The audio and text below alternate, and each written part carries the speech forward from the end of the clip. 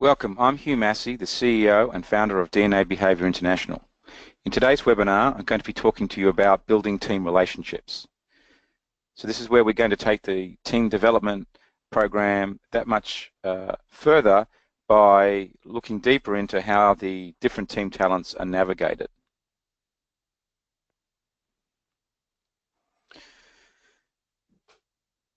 The relationship between every person on the team needs to be sound for the whole team to function well. There only needs to be a breakdown in one team relationship for the whole team's energy and performance to be dissipated. The platinum rule of relationships is knowing how to adapt your communication to be on another person's terms and to empathetically demonstrate your understanding of them when communicating. It's also important in building relationships with others to be aware of your strengths and struggles and how they might be impacting another person. In other words, not being blind to yourself and having the preparedness and also the courage to adapt your behavior. We believe that personal transparency builds trust, and people will follow a leader who's prepared to be open about themselves. And this is why we encourage the open sharing of the business DNA, natural behavior discovery reports and insights across the team. If you can openly admit your strengths and struggles, that's going to take you a long way to building trust with your teammates. Vulnerability is very important for leaders. And so we've structured that to make it easier for people to be vulnerable in the teams by using the ultimate DNA performance guide here. And so you've already seen this in the workplace operations report where we have highlighted each person's strengths and struggles and personal environment keys. And as an exercise, what we like each person in the team to do is to share what their key strengths are for working in the team, what some of their struggles might be, and then how they want to be related to in the team.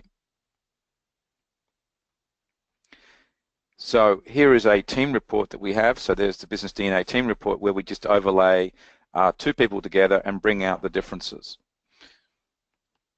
And so we can see here there's some big differences between Chris and John in how they might relate together, given that Chris is the hard-charging leader, a bit more reserved, very fast-paced and logical, whereas John's more interested in building the relationship and connecting here.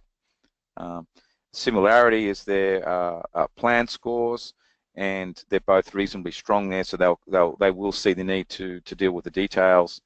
And then Chris could be a lot more pushy in this area in a drive to results in setting goals and also taking risks. This in real life was a very successful working combination for a decade or so until John left the team for personal reasons, and the two still have great mutual respect for each other today. But the relationship worked because they were able to sit down and talk about these differences and embrace them, and to recognize what the strengths were in each other and know when to adapt. And there's no lesson in life than learning this through managing human energy. You can always feel when something's wrong in a relationship when the energy starts getting heavy. And when it does, it will usually be behavioral and related to how communication takes place between two people.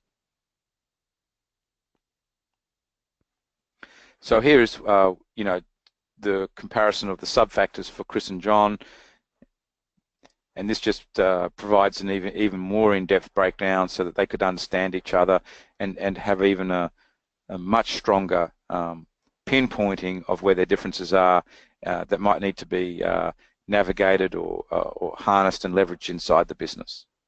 So this just provides that next layer of insight. And then in the comparison report, we show the differences between Chris and John in terms of their work-life attitudes. They've got different behavioral factors that are strong. So for Chris, he's a pioneer and skeptical, whereas John is cautious and cooperative. And again, this is a very good partnership if they understand what all of this means, and they're both working in the right role within the business. And the same for the workplace insights.